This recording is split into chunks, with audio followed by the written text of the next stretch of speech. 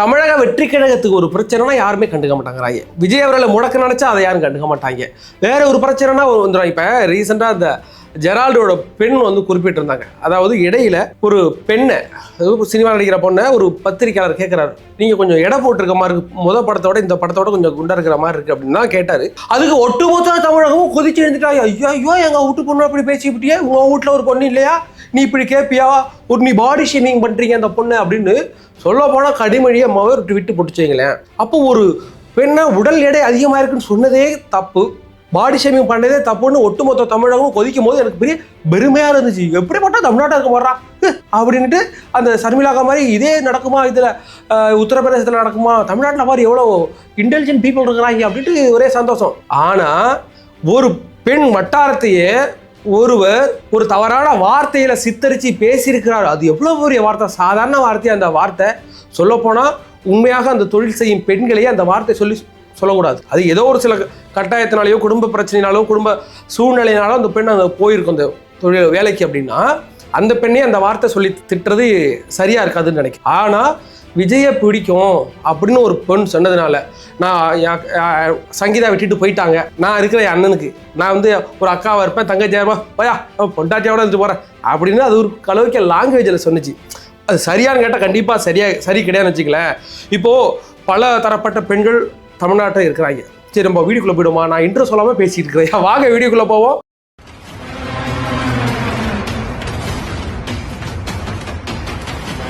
Is that? Yes, ma'am. That is Rocky's KGF.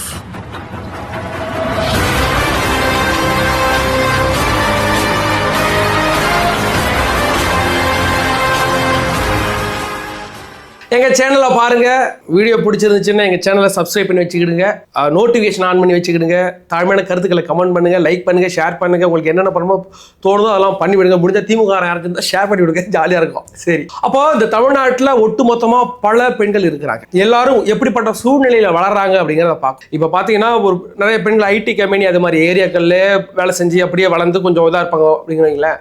அந்த பெண்கள் கொஞ்சம் டீசெண்டாக பெருசாலாம் பேச மாட்டாங்க. நம்ம மனுஷ மக்கள்கிட்ட பேசுகிறதே ஜாஸ்தி இருக்கானுங்களேன். ஆனால் அடிமட்ட மக்கள், இந்த மற்ற ஏரியாங்களில் கிராமப்புறங்களில் வாழ்கிற மக்கள், பொருளாதாரத்தில் பின்தங்கி இருக்கிற மக்கள் வாழ்கிற ஏரியாக்களில் இது மாதிரி வார்த்தை அதிகமாக வரும். அது காலகாலமாக இருக்குண்ணா, நான் ஒன்றும் தவறாக ஒன்றும் சொல்லலை, காலகாலமாக இருக்குது. அப்படிப்பட்ட ஆண்களும் சரி பெண்களும் சரி டக்குன்னு கெட்ட வார்த்தை பேசுகிறது, இது மாதிரி ஃப்ராங்காக பேசிடுறது, அது மாதிரி இருக்கும். இப்போ அதே மாதிரி ஒரு பெண், ஏதோ ஒரு பெண் அந்த வார்த்தையை விட்டுட்டுங்கிறதுனால ஒட்டுமொத்த பெண்களையுமே, தமிழகத்தில் உள்ள எல்லா டிவிக்கு சார்ந்த பெண்களையுமே நீங்கள் அந்த வார்த்தை சொன்னது தப்பு. சரி, அதுக்கு மன்னிப்பு கேட்டாரா அப்படின்னா அது ஒரு மாதிரியாக மன்னிப்பு கேட்டு சொல்லிட்டு விஜய் மேலே புகார் நான் கொடுக்குறேன் அப்படின்னு ஒரு குரூப் கிளம்பி விஜய் விர்ச்சுவல் வாரியர்ஸ் அப்படி திட்டுறாங்க இப்படி திட்டுறாங்க அப்படின்ட்டு ஒரு கம்ப்ளைண்ட் கொடுத்துருக்காங்கன்னு வச்சுங்களேன். அது மேட்டர் கிடையாது. தமிழ்நாட்டில் உள்ள இவ்வளவு ஒரு பெரும் சமுதாயத்தில் உள்ள, அதாவது ஒரு பெரிய கட்சியில் உள்ள பெண்களை ஒருத்தர் அப்படி பேசினதுக்கு எத்தனை பேர் கண்டனம் தெரிவிச்சா? இந்த மாதர சங்கம் எங்க பிடிச்சி ஒரு சிண்டை குடிக்க போட்டு தருதுன்னு அடிச்சு மண்டே உடைக்கணும் மாதர் சங்கத்தை. மற்ற விஷயத்துக்கெல்லாம் வரீங்க. எத்தனை பெண்கள் இங்க வன்புணர்வு செய்யப்பட்டாங்க, அதுக்கு வரல. ஒரு சின்ன குழந்தை வன்புணர்வு செய்யப்பட்டதுல இந்த மாதர் சங்கம் வரல. ஆனா சங்கீதாவை யாரோ ஒருத்தர் தப்பா பேசிட்டாங்க, ஃபேக்கேடி வச்சு தப்பா பேசியிருக்காங்க, அதுக்கு தூக்கிட்டு வந்துச்சு இந்த மாதர் சங்கம். இப்ப எங்க போனுச்சு? ஒரு பெண் வட்டாரத்தையும் தவறா பேசியிருக்கிறாங்களே ஒருத்தர், அதுக்கு எங்க போனுச்சு? சிபிஎம் நினைக்கிற சண்முகம் ஐயா, நீங்க உங்க ட்விட்டர் ஹேண்டில் போட்டீங்கல்ல மாதர் சங்கம் கண்டனம் தெரிவிக்க போட சொல்லுங்க. இவர் சண்முகையா அதற்கு கண்டனம் தெரிவிச்சிருக்கிறாரு. மேம்போக்கா யார் பேசுறாலும் இது தவறு தான், உடனே கைது நடவடிக்கை செய்ய வேண்டும் போட்டிருக்காருன்னு வச்சுக்கல. இப்போ வந்து தமிழக வெற்றி கழகத்தில் உள்ள பெண்களை பேசினா தப்பு கிடையாது. இதே நாம் தமிழ் கட்சியில் உள்ள பெண்களை வந்து ஒரு அரசியல் விமர்சகர்கள் இப்படி பேசியிருந்தாலோ இல்லை வேற கட்சியில் உள்ள பெண்கள் பேசியிருந்தாலோ, திமுக உள்ள பெண்ணை பேசியிருந்தா இன்னைக்கு ஒட்டுமொத்த தமிழகமும் அதிர்ந்திருக்கும். தமிழக வெற்றி கழகத்தில் உள்ள பெண்ணை திட்டாங்க, அது அப்படி தான்ப்பா இருக்கும், சொல்லிவிடு. இந்த சாட்டோட வீடியோ கமெண்ட்ல போய் பார்க்குறேன், அடா பாவிகளா, இவ்வளவு பிற்போக்குத்தனமான ஒரு கூட்டம் இருக்குதாங்கிறதே எனக்கு ஆச்சரியமா போயிடுச்சு. இப்போ நான் இருக்கேன்னு வச்சுங்களேன், இப்போ ஏதாவது தமிழக வெற்றி கழகத்தை சார்பை நோக்கி நான் போயிட்டுங்களேன், வேற யாரோ ஒருத்தர் ஒரு பெண்ணை தப்பா பேசணும், நம்ம வீட்டு பொண்ணு மாதிரி தானே இருக்கும். நம்ம வீட்டில் நம்ம அக்கா டிஎம்கேல இல்லையா, நம்ம வீட்டு அம்மா டிஎம்கே ஓட்டு போடலையா, அப்போ அவன் சேர்த்தான குறிக்கணும்னு எனக்கு தோணும். இன்னைக்கு பெரும்பகுதியான இருக்கிற தமிழக வெற்றி கழக பெண்கள் அப்படி பேசியிருக்குங்கிறது அதை ஆதரவு தெரிவிக்கிறாங்க. பாருங்க, சீவாளன் அது தெரிஞ்சுக்கிறா அவ்வளோ, அவர் சமூக அக்கறை கொண்டு தாங்க பேசியிருக்கிறாரு. ஐயோ, எல்லாம் முற்போக்குவாதி எல்லாம் போட்டு பொழந்து எடுத்துருக்கணும். அப்படியே விஜயலட்சுமி வேட்டலையே அப்படியே 10 வருஷம் விட்டதுனால நீங்கள் இந்த அளவுக்கு ஆட்டம் ஆடிட்டு இருக்கீங்க. அது விடுங்க, கலந்துட்டு போகுது.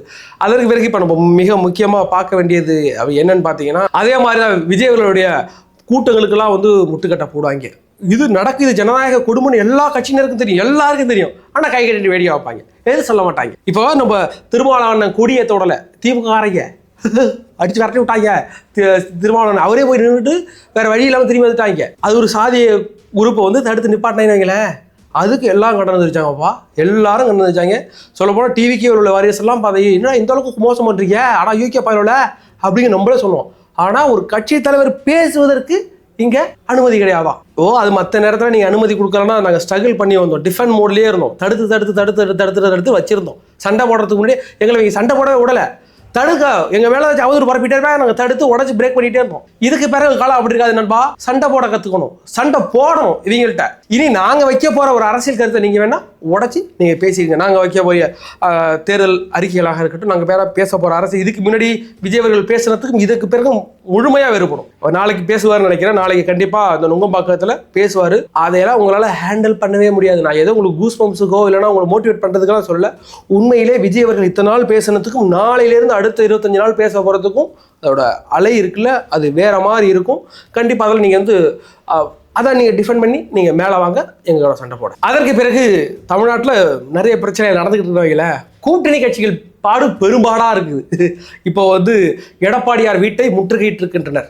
எதற்காக எடப்பாடி வீட்டை முற்றுகையிட்டு இருக்காங்கன்னா, இந்த திருச்சூர்னு ஒரு ஏரியா இருக்குது, அந்த திருச்சூர் ஏரியாவில் வந்து பிஜேபி கேண்டிடேட்டை நிப்பாட்டுறாங்களா, அதுக்கு சண்டை போட்டு இன்றைக்கி எடப்பாடியார் வீட்டே வந்து பிளாக் பண்ணி வச்சிருக்கிறாங்க. அதுக்கு பிறகு அமைச்சர் தங்கமணி அவங்க வீட்டை நீங்கள் முற்றுகையிட்டு அது ஒரு பெரிய பிரச்சனை போயிட்டு இருக்கு. அந்த பிரச்சனை என்னன்னா, நீங்கள் அதிமுக தொகுதி வேட்பாளராக வேற ஒரு வேட்பாளர் போட்டுட்டீங்க, இந்த வேட்பாளர் குரூப் போயிட்டு அங்கே சண்டை போட்டுட்டு இருக்காங்க.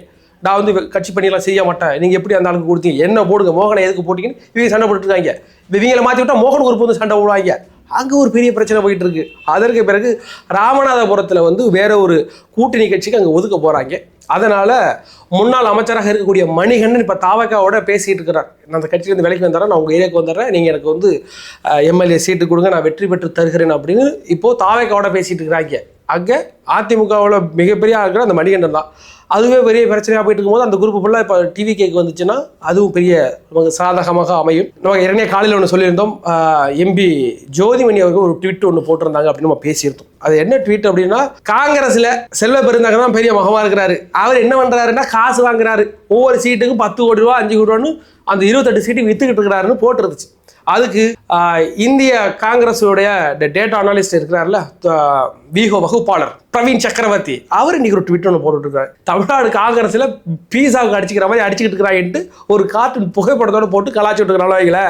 இப்போ அந்த அளவுக்கு காங்கிரஸில் மிகப்பெரிய பிரச்சனை ஒன்று போயிட்டு இருக்கு. அது எப்படி நம்ம காலையிலே சொல்லியிருந்தோம், நம்ம கன்னியாகுமரி மேட்டரை சொல்லியிருந்தோம். கன்னியாகுமரியில் மொத்தம் 6 தொகுதியில் ஒரு தொகுதியில் மட்டும் அதிமுக, பாக்கி 5 தொகுதியில் கூட்டணி, அதாவது பிஜேபி ஒரு 4 பிஜேபி ஒரு தமாக போட்டுக்கிறாங்க. அப்படிங்கிற பட்சத்தில் கன்னியாகுமரியில் அதிமுக இல்லை, அங்கே ஒரு இஷ்யூ போயிட்டு இருக்கு, அங்கே எல்லாரும் ஒரே சண்டை போட்டுட்டு இருக்காங்க. இப்போ நம்ம ஏற்கனவே சொல்லியிருந்தபடி மொத்தம் 124 தொகுதிகளில் அதிமுக திமுக 2 சின்னமும் இல்லாமல் ஒரு கூட்டணி கட்சி வேட்பாளர்ல போட்டுக்கிட்டு இருக்காங்க. 124 தொகுதியிலும் இல்லாமல் இருக்கும்னா அப்படி கிடையாது. ஒரு தொகுதியில் டிஎம்கே இருக்கும், ஆனால் அதிமுக இருக்காது. வேற ஒரு தொகுதியில் அதிமுக இருக்கும், டிஎம்கே சின்னமே இருக்காது. ஒரு சில தொகுதியில் அதிமுக சின்னமும் இருக்காது, திமுக சின்னமும் இருக்காது. அப்படிங்கிற பட்சத்தில் அந்த 124 தொகுதி தான் நம்மளுடைய மிகப்பெரிய டார்கெட்டாக இருக்கும். கையில் கொண்டாந்து கொடுக்குறாங்க. என்கிட்ட உட்கட்சி பூசல் அந்த அளவுக்கு பெரிய அளவு ஒரு பூகமாக வெடிச்சுக்கிட்டு இருக்க முதல்ல தாவேக்கால அந்த பிரச்சனை கிடையாது. ஏன் தாவேக்கால அந்த பிரச்சனை கிடையாது? நம்ம தான் கூட்டணிக்கு அவனை வரலை இல்லை, அது மட்டும் சொல்லக்கூடாது. நம்ம நிராகரிச்சிட்டோம் ஒரு சில பேரை. நம்ம யார் இந்த அன்புமணி ராமதாஸ், இந்த சசிகலா குரூப் எல்லாம் நம்ம தான் நிராகரித்தோம். அதுக்கு பிறகு என்டிஏ கூட்டணியே வேண்டான்னு நம்ம தான் நிராகரித்தோம். அதனால் மற்ற குரூப்பை நம்மளை நம்பி வரலை அப்படிங்கிறதும் அது உண்மை தான். அதுக்கு சில காரணங்கள் இருக்குது. நாங்கள் ஓடுற குதிரையில் பெட்டு கட்டுறன்னு கட்டியிருக்கிறாங்க. இந்த ஓடுற குதிரை தடுக்கிக்கிட்டு குப்பரை கிருட்டுன்னு தலைகீழ விழுந்து 2026 உழவு போகிறது அவங்களுக்கு இப்போ தெரியாது, நம்ம வேலை வரும்போது அவங்களுக்கு தெரியும். அப்படி இந்த 124 தொகுதிகளை நம்ம டார்கெட் பண்ணி அடிக்கணும் அப்படின்னு கேட்டால் கண்டிப்பாக அந்த களத்தில் உள்ள நபர்கள் எப்படி செயல்படணும் அப்படிங்கிறது ஏன்டா ஆட்டோமேட்டிக்காக ஷேர் ஆக போகுது. இப்போ கன்னியாகுமரியில் உள்ள அந்த 5 தொகுதிகளில் 30% தான் அங்கே ஷேர் ஆக போகுது. எங்கள் அதிமுகவுக்கு எவனும் நம்ம வந்து வேலை செய்ய விட மாட்டாங்க. இந்த அதிமுக குரூப் அவெல்லாம் செம்ம கண்டாங்கிறான். ஏண்டா 5 வருஷம் கஷ்டப்பட்டு வளர்ச்சிட்டு இருக்கிற அந்த தொகுதியில் எனக்கு சீட்டு கிடைக்கணும், நீங்கள் பொசுக்கொண்டு கொண்டாந்து நீங்கள் பிஜேபி கொடுப்பீங்க, நாங்கள் ஓட்டு போடுறவாண்டு எல்லாம் டென்ஷனில் இருக்கிறாங்க. அதுபோக திமுக மிகப்பெரிய ஒரு ஊழலை செய்ய போகிறது. அந்த ஊழலுக்கு நம்மளாம் சப்போர்ட் பண்ணணும்.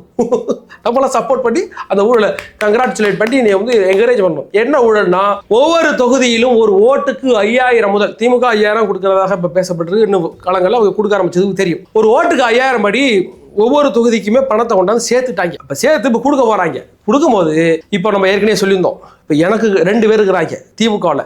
இவருக்கு கொடுக்க போறாங்களா இல்லை இவருக்கு கொடுக்க போறாங்கன்னு பெரிய சண்டை ஓடிக்கிட்டு இருக்கு. இது வரைக்கும் நிறைய இடங்கள்ல முடிவு பண்ணல. சரி, இப்போ இவருக்கு கொடுத்தா இந்த குரூப் ஃபுல்லாக பெரிய குரூப் டென்ஷன் ஆகிட்டு பண பட்டுவாடாவை அடிக்க வராங்க. யாரு? அந்தந்த தொகுதி செயலாளர்கள், ஊராட்சி செயலாளர்கள் அப்படின்ட்டு 5000 கொடுத்தா உங்களுக்கு 1000 தான் வரும். அது 1000 வாங்கி இப்போ ஊர் மக்களுக்கு தெரியும் 5000 கொடுத்துக்கிட்டு இருக்காங்கன்னு ஸ்ப்ரெட் ஆகிடும் நியூஸ். அப்போ வேற 1000 வாங்கிட்டு அந்த மக்கள் டென்ஷன் ஆகிடும். என்ன நீ ஏமாத்த பார்க்குறியா, யோக்கிய பேர நான் போறேன்டா ஓட்ட டிவி கேட்குது. நிறைய பேர் எல்லா ஊர்களிலுமே இந்த திமுக இந்த ஊழலை செய்ய போகுது. இந்த ஊழலை நம்ம இருகரம் கூப்பி வரவேற்கணும். பெரிய அளவில் பணத்தை அடித்து இந்த திமுக நண்பர்களே சொல்கிறேன் கேட்டுக்கிடுங்க. இந்த எலெக்ஷனில் இப்போ நீங்கள் அடித்து வச்சிருந்தா மட்டும்தான் அடித்து வைக்க முடியும். அதனால் திமுக ஒன்றிய செயலாளர்கள், ஊராட்சி செயலாளர்கள்லாம் முடிஞ்ச அளவுக்கு பணத்தை சுருட்டி அவங்க ஓட்டு கொடுக்க வருவாங்க. இல்லை இந்த இந்த ஒரு 10 லட்சத்தை கொண்டு ஊருக்கு கொடு, ஒரு ஓட்டுக்கு 4000 கொடுப்பாங்க. அப்போலாம் கொடுத்தா என்னத்துக்காக வருது? நம்ம ஒண்டாட்டி பிள்ளைலாம் இருக்கா இல்லையா? எத்தனை நாள் தான் நம்ம பண்ணிட்டு இருக்க முடியும்? ஒரு 1000 500 கொடுங்க போதும், அந்த அளவுக்கு போதும், கொடுத்து விடுங்க. அப்படி இருந்தால் தான் நீங்கள் உழைக்க முடியும். அப்படி இருக்கிற பட்சத்தில் பெரிய அளவு ஊழல் நடந்தால் பணம் கொடுக்கலன்னா அந்த மக்களே பெரிய சண்டை போடுவாங்க. 2015 நினைக்கிறேன், ஒரு ஊருக்கு வந்து காசு கொடுக்காம ஏமாற்றி விட்டாப்புல அதிமுக எம்எல்ஏ ஒருத்தர். அந்த மக்கள் வந்து சாலையில் வந்து போராட்டம் பண்ணிட்டு இருந்துச்சு. எங்கள் தொகுதிக்கு நீங்கள் கொடுக்கவில்லை, எங்கள் ஊருக்கு நீங்கள் வந்து காசு கொடுக்கலங்க அப்படின்ட்டு அந்த அம்மா அதை ஒரு பெரிய குரூப் ஊரே வந்து போராட்டம் பண்ணிட்டு இருந்துச்சு. அதே மாதிரி போராட்டம் நடத்தினாலும் ஆச்சரியப்படுறது இல்லை. பெரிய அளவில் இதில் வந்து பணத்தை அடிக்க வராங்க. அப்படிங்கிற பட்சத்தில் பணம் பட்டுவாடா கம்மியாகும். அப்போ போயிட்டு அந்த மாதிரி இடங்கள்ல தான் நம்ம ஆளு வேலை பார்க்கணும் அப்படிங்கிறத அந்த மேட்டரை கொண்டு வரேன். ஏன்னா போன காலகட்டங்களில் இதே மாதிரி திமுக அவங்க பணத்தை அடித்து பெரிய அளவில் சேர்த்து வச்சிருந்தாங்க. இந்த வாட்டி சேரும்போது அது நமக்கு சாதகமாக அமையும். இன்னொரு பிரச்சனைனா, டிவிக்கு இந்த பிரச்சனை வராமல் இருக்கணும். எந்த பிரச்சனை? இந்த 2 பேர் நின்றுக்கிட்டு ஒருத்தர் சண்டை போட்டுக்கிட்டு சப்போர்ட் பண்ணாமல் இருக்கிறாங்க. இல்லை, அது எல்லா திமுகவிலும் இருக்குது, அதிமுகவில் இருக்குது. டிவிக்கையில் இருக்க மாட்டா இருக்கும். அதுதான் கொஞ்சம் பிரச்சனை. டிவிக்கையிலே ஒரு குரூப்பு இல்லை நான் தான் நீ தான் அப்படின்ட்டு இந்த அஜித் ஆக்னஸ் மாதிரியான குரூப்புகளும் பிரச்சனை பண்ணுவதற்கு கஷ்டப்பட்டு வேலை செஞ்சுருக்கிறாங்க. ஒரு ஆதங்கம் இருக்கும். வந்து அன்றைக்கி மறைச்சிது அந்த அம்மா அதை வச்சு குறை சொல்லிகிட்டே இருக்கக்கூடாது. டீசெண்டாக போயிட்டு வேலை பார்த்துட்டு இருக்கு. கண்டிப்பாக அதுக்கெல்லாம் கொடுப்பாங்கன்னு நினைக்கிறேன். அதே மாதிரியான பல குரூப்புகள் வந்து சண்டை போட வருவாங்க. சில பேர் ஏற்கனவே இந்த பாண்டிச்சேரியில் ஒரு புதுசாக ஒரு குரூப்பை வந்து டிவிக்கே ஒழிக அப்படின்ட்டு டிவிக்கு துண்டெல்லாம் போட்டுட்டு நான் என்கிட்ட பணம் கேட்குறாப்பலா, 5 கோடி ரூபா பணம் கேட்குறாங்களோ, 10 கோடி ரூபா பணம் கேட்குறாப்புல. அதெல்லாம் புதுசாக இந்த எல்ஜேகேலேருந்து வந்த குரூப்பு, ஆதரவு மச்சான் குரூப் இல்லை. அதே மாதிரி புதுசாக சில பேர் வந்துக்கிட்டு கேட்டுக்கிட்டு இருக்காங்க. அதுக்கெல்லாம் அதெல்லாம் நல்லா ஹேண்டில் பண்ணணும். அதுக்கு பிறகு விஜய் அவர்களுக்கு மிகப்பெரிய ஒரு திரட்டணி வந்திருக்குங்க. எனக்கு ஒரே பயமாகி போச்சு. யார் தெரியுமா? நம்ம ஜூலியாக்கா வந்து இன்னைக்கு ஒரு வீடியோ எடுக்கிறாங்க. அதாவது இந்த விர்ச்சுவல் வாரியர்ஸை வந்து நான் உங்களுக்கு பாடம் கற்று தரேன். விஜய் அவர்கள் எந்த இடத்துல நிற்கிறாரோ அந்த இடத்துல நான் வந்து பேசுவேன். நான் உங்களை எதிர்த்து மைக்க பிடிச்சி நான் உங்களை எவ்வளோ நீங்கள் விர்ச்சுவல் வாரியர்ஸ் மோசமாக இருக்கிறாங்கன்னு நான் எடுத்து பேசுவேன் அப்படின்னு சொல்லியிருக்காங்க. அந்த அக்கா வந்து பொம்பளை பிள்ளையாச்சே போனா போகுதுன்னு விட்டுக்கிட்டு இருந்தோம்னு வச்சுக்கல, தேவையில்லாமல் குறுக்க நெருக்க ஓடிட்டு இருக்காங்க அக்கா. எங்கள் ஆள் இந்த நேரம் எலெக்ஷன் டைமு போட்டு பழத்து விட்டுருவாங்க. மற்ற நேரம் மாதிரி உட்காந்து இதுக்கு வந்து விர்ச்சுவல் வாரியர்ஸ் அப்படி பண்ணாதீங்க இப்படி பண்ணால் எல்லாத்தையும் விட்டு கொடுக்க முடியாது. எல்லாத்தையும் எங்கள் விர்ச்சுவல் வாரியர்ஸ் அப்படி பண்ணாங்க சொல்லிட்டு முடியும். நிறைய பேர் திட்டிட்டு இருக்கிறாங்கன்னா நாங்கள் சொல்கிறோம் கிடையாது, அப்படிலாம் திட்டாங்க. நான் திட்டாதீங்க, கெட்டவத்தை திட்டாமல் அப்புறம் வேறு என்னென்ன மாதிரிலாம் உங்களுக்கு அட்டாக் வருமோ அந்த அளவுக்கு பசங்க அட்டாக் பண்ணுவாங்க. வேறு வழி இல்லை. பஸ் எலெக்ஷனு போர்க்களத்தில் எல்லாமே தர்மம். உங்களுக்கு என்ன தகுந்த வார்த்தை வழியாக பதிலடி கொடுப்பாங்களோ அந்த அளவுக்கு கொடுப்பாங்க. நீங்கள் ஒன்றும் யோக்கியம் கிடையாது. நீங்கள் எப்படி தெரியாதா? இத்தனை நாள் அமைதியாக இருந்தீங்க ஜூலியாக்கா. ஒரு வருஷமா 2024 கட்சி தொடங்க அன்னைக்கிலே அமையாயிட்டு கடந்த 3 மாதம் மட்டும் ஏன் கத்தி நடக்குது? இந்த கெவிலி ஏன் கத்தி நடக்குது? கிருட்டுன்னு எல்லாம் காசு பேசுது. காசு பெரிய இன்ஃப்ளூயன்ஸை வந்து பண்ணியிருக்காங்க. அதுமாதிரி வீட்டிலேருந்து நல்ல வேலைகள் செய்வதற்கு உங்களுக்கு எதுவும் வேணும்னா உங்களுக்கு வந்து 1000 ஃபாலோவர்ஸ் இருந்தாலும் போதும். உங்களுக்கு மாதம் 5000 கொடுக்குறது திமுக. வெறும் 1000 ஃபாலோவர்ஸ் வச்சுக்கிட்டே நீங்கள் திமுகவுக்கு சொம்பு அடிச்சுக்க மாதம் 5000 நீங்கள் வந்து வாங்கலாங்க. அந்த அளவுக்கு நல்ல ஆப்பர்ச்சுனிட்டி கொடுத்துருக்கு இப்போ திமுக. இப்போ விளம்பரம் பார்த்து யூடியூப்பை திறக்க முடியாங்க. வெறும் விளம்பரமாக போட்டு தெரிவிட்டு இருக்கிறாங்க. கடுப்பாக இருக்குது. எங்கேருந்தா பிடிக்கிறீங்க இந்த விளம்பரத்தை? அந்த விளம்பரத்தில் பார்த்தீங்களா? அந்த விளம்பரத்தில் புதுசாக கொண்டு வராங்களா? என்னென்ன திட்டம் செஞ்சுருக்காங்க நம்மள்ட்ட சொல்ல வராங்க இருக்கு. நானும் அப்படி பெருமையாக கேட்டுக்கிட்டு இருந்தேன். கேட்டுக்கிட்டு இருந்தா என்னதுன்னா, நீ உதவி தொகை வாங்கினியா? நீ 5000 ஓட்டு இதுக்கு பொங்கலுக்கு 5000 வாங்கினி நீ என்கிட்ட சொன்னியான்னு ஒருத்தர் கேட்குறாரு. உனக்கு லேப்டாப் கொடுத்துக்கிறாரு சாலினையா ஒத்துக்கிறாப்படா, லேப்டாப் கொடுத்துக்கிறாரு, நீ என்னட்டே மறைச்சிட்டியா? இது என்ன எதை சொல்கிறாங்கன்னா, லேப்டாப் கொடுத்தது, பெண்களுக்கு உரிமை தொகை கொடுத்தது, அதுக்கு பிறகு வந்து பிங்கு பஸ்ஸில் போத்துல பொம்பளைங்களாம் அது சொல்லிக்கிறாப்பல. ஒரு 4-5 எல்லா வீடியோவிலையும் இந்த 4-5 வேறு மெத்தடில் சொல்லிட்டு இருக்கிறாங்க. வேறு ஆக்டரை வச்சு ஒரே படத்தை நம்ம என்ன ஆதித்ய வர்மாவா பாலா எடுத்து மறுபடியும் எடுத்தாங்கல்ல, அதே மாதிரி ஒரே மேட்டரை வேறு டோனில் வேறு ஆளை வச்சு சொல்லிட்டு இருக்கிறாங்க. அதுக்கு பிறகு இந்த ஒரு விளம்பரம் ஒரு சின்ன பிள்ளைங்க விளம்பரம் ஒன்று எங்கடா போகிறா ஸ்கூலுக்கு போகிறேன் சாப்பிட்டு போகிறாங்க எங்கேயும் சூப்பரான சாப்பாடு கொடுக்குறாப்புல நான் அங்கே போய் சாப்பிட போகிறேன் இந்த ஹோட்டல் சாப்பாடு எனக்கு வேண்டாண்டு அந்த பசங்க 2 பேர் போகிறாங்க அங்கே கிச்சடியும் கொஞ்சம் பொறுமாவும் போட்டு வச்சுக்கிறாங்க அதுக்கு ஒரு உப்புமா போட்டு கொடுத்துக்கிறாங்க அது நல்லா டேஸ்ட்டாக இருக்கும் அதனால அந்த பிள்ளைங்களாம் அங்கே போய் சாப்பிடுவான் அள்ளி கொட்டிக்கிட்டு இருக்காங்க சின்ன பிள்ளைங்களாம் அள்ளி கொட்டிக்கிட்டு இருக்கிறாங்க அதெல்லாம் உங்களுக்கு தெரியாது விளம்பரப்படுத்துகிறாங்க இப்படி திமுக வந்து எல்லா வகையிலும் விளம்பரப்படுத்தி கொண்டே இருக்கிறது இன்ஃப்ளூயன்ஸை வச்சு பேசுனா மட்டும் நாங்கள் நம்பிடுவோம் இந்த கரூர் சம்பவத்தில் தர மாதிரி செம்ம ஃப்ரெண்ட்ஸ் என்ன ஃப்ரெண்ட்ஸ் அப்படின்ட்டு போட்டாங்க இல்லை அதே மாதிரி இப்போ ஒரு விளம்பரம் வந்துகிட்டு இருக்கு இதெல்லாம் பார்த்து மக்கள் வந்து நம்பி திமுகவுக்கு ஓட்டு போட்டுவாங்கன்னு திமுக நினைக்கிறதே நமக்கு பெரிய சாதகம் தான் இவ்வளவு முட்டாள் குரூப் அங்கே இருக்கிறாங்கிறது நமக்கு பெரிய சாதகம் தான் அதற்கு பிறகு டிவிகே சார்பாக அந்த ஐடி விங்ஸ் பெரிய அளவில் செயல்பட்டுறாங்க அவங்கெல்லாம் காசு கொடுத்து வர இன்ஃப்ளூயன்ஸ் அடிச்சியா விசுவாசத்துக்கு வராங்க எங்கள் பசங்களாம் விசுவாசத்துக்கு வந்துருக்கிறாங்க புதுசாக வேறு கண்டென்ட் போட்டுக்கிட்டு இருந்த பொம்பளை பிள்ளைங்களாம் முந்தா நாள் வரைக்கும் எங்கள் வீட்டை பாருங்க எங்கள் வீட்டு ஃப்ரிட்ஜில் என்னென்ன இருக்குன்னு ஹோம் டூர் போட்டுக்கிட்டு இருந்த பொண்ணுங்க இன்றைக்கெல்லாம் அரசியல் பேசுது பாரா அப்படி இருக்குது இந்த ஊர் உலகன்னு பார்த்துங்களேன் அதனால பெரிய அளவில் இன்ஃப்ளூயன்ஸ் வந்துட்டு இருக்கிறாங்க நம்ம டிவிக்கேவில் உள்ள இன்ஃப்ளூயன்சர் டிவிக்கேவோட இன்ஃப்ளூயன்ஸ்லாம் கிடையாது பாசத்துக்காக விசுவாசத்துக்கு உழைக்கிற அந்த குரூப் இருக்காங்கல்ல காசு தேவையில்லை பணம் தேவையில்லை நான் ரெகுலராக காலத்தில் எங்கள் அண்ணன் நிற்கிறாப்புல அடுத்த மே 4 வரைக்கும் எங்கள் ஆட்டம் தான் எங்களை தாண்டி நீ வேணா நீ டிவிக்கே மேலே ஒரு அலிகேஷனை வச்சு பாருன்னு இறங்கி ஆடிக்கிட்டு இருக்கிறாங்க அதெல்லாம் விசுவாசத்துக்கு வேலை செய்கிற குரூப் கண்ணியமாக சூப்பராக பண்ணிட்டு இருக்காங்க இந்த இடத்துல மறுபடியும் சொல்கிறேன் டிவிக்கே உள்ள இந்த இன்ஃப்ளூயன்ஸாக இருந்தாலும் சரி ஐடிவியில் உள்ள குரூப்பாக இருந்தாலும் சரி பெண்களை தரம் தாழ்ந்து இந்த இடத்துல பேசுகிறாங்க அது ஒரு எவிடன்ஸாக வெளில வருது இல்லை இப்போ இந்த ரஞ்சனா நாச்சேரி அப்பா இந்த ரஞ்சனா நாச்சேரி அது ஓடிட்டு ரிப்போர்ட்டர் கேட்குற கேள்விக்கு ஒரு கேள்விக்கு பதில் சொல்ல முடியாது அது மாதிரி குரூப்லாம் உண்டாக்கி வச்சதே நம்ம தானே இந்த வைஷ்ணவி அக்கா கோயம்புத்தூர் அதை யார் உருவாக்கி விட்டதுன்னு நம்மளால தான் உருவாக்கி விட்டாங்க பெரிய அளவில் கொண்டா ஃபோக்கஸ் கொடுத்து அந்த மாதிரி பெரிய அளவுக்கு பிறகு நம்மளே கேள்வி எடுத்துன்னு இருக்குது அதுவே ரஞ்சனாச்சாரு எங்கேயோ சிகரெட் அடிச்சுக்கிட்டு தண்ணி அடிச்சுட்டு அது ஜாலியாக வந்து ரீல்ஸ் போட்டுட்டு இருந்துச்சு அதை கொண்டு அதை டிவிக்கில் சேர்த்துட்டு அதுக்கு முக ப்ராப்ளம் ஆகிட்டு அதுக்கு பிறகு மறுபடியும் இப்போ விஜயை திட்டிக்கிட்டு விஜய் மேலே கொண்டா கம்ப்ளைண்ட் கொடுத்துருக்கு பிரிச்சல் வாரிசு என்ன திட்டுறாங்க என்ன போக்குவரத்து நைட்டு தூக்கம் வர மாட்டேங்குதுங்க அதுக்கு தான் போட்டுக்கிட்டு இருக்கலாமா தவறாக சொல்லலை வீடியோ வந்துச்சு அதனால சொன்னேன் ஏதாவது அவதூறு பரவாயில்ல நினைக்காதீங்க வீடியோஸ் வந்துக்கிட்டு இருக்கு அப்படியாக இன்னைக்கு வந்து டிவிக்கு சுற்றி பெரிய பிம்பங்கள் இருக்கு அதை நின்று உடைக்கிற இடத்துல நம்ம இருக்கோம் நீங்கள் இருக்கீங்க அதனால இன்னைக்கு வந்து ஒட்டுமொத்த தமிழக களமும் விஜய் அவர்களுக்கு ஆப்போசிட்டாக தான் இருக்கு ஒரு ஆள் கூட விஜய்க்கு ஆதரவாக யாருமே இல்லை அதை புரிஞ்சுக்கிடுங்க அரசியல் காலத்தில் என்டிஏ கூட்டணியில் இருந்த குரூப்பாக இருந்தாலும் சரி இன்னைக்கு சவுக்கு சங்கர் மாரிதாசன் அந்த குரூப்லாம் பெரிய அளவில் கடிச்சு கொதிட்டு நான் ஒரு எவிடன்ஸ் கொடுக்க பண்ணிட்டு போனால் போட்டுட்டு இருக்கிறாங்க சரி விடுங்க அது மாதிரி என்டிஏ குரூப்பு கிளம்பிட்டாங்க இந்த இந்தியா குரூப்பு யார் ஸ்டாலின் ஐயா அந்த குரூப்பு அவங்க ஒரு பெரிய குரூப்பு அது குரூப்பு கிடையாது அது வந்து பெரிய சாக்கடை அந்த சாக்கடை நம்ம மேலே விட்டு அடிப்பாங்க அந்த மாதிரி ஒரு குரூப் கிளம்பிட்டு இருக்கு கூட்டணி கட்சி தலைவர்கள்லாம் போன விஜய் வருவதற்கு முன்னாடி வரைக்கும் நமக்கு நல்லவங்களா தெரிஞ்சாங்க இதே திருமாவளவனை நம்ம நல்லவனா நினைச்சோம் சிபிஎம் ஒரு போராட்டம்னா இறங்கி நின்று ஆடாயின்னு பார்த்தோம் ஆனால் விஜய் வருகைக்கு பிறகு இவர்கள்லாம் யார் என்று நமக்கு அடையாளம் காட்டிட்டார் விஜய் அவர்கள் அந்த இடத்துல அந்த குரூப்பெல்லாம் விஜய் அவர்களுக்கோ டிவிக்கில் உள்ள ஒரு பிரச்சனை யாரும் வாய் திறந்து நமக்காக பேச மாட்டாங்க நமக்காக நம்ம பேசினா மட்டும் தான் உண்டு ஒட்டுமொத்த அரசியல் நமக்கு எதிராக நிற்குதுல்ல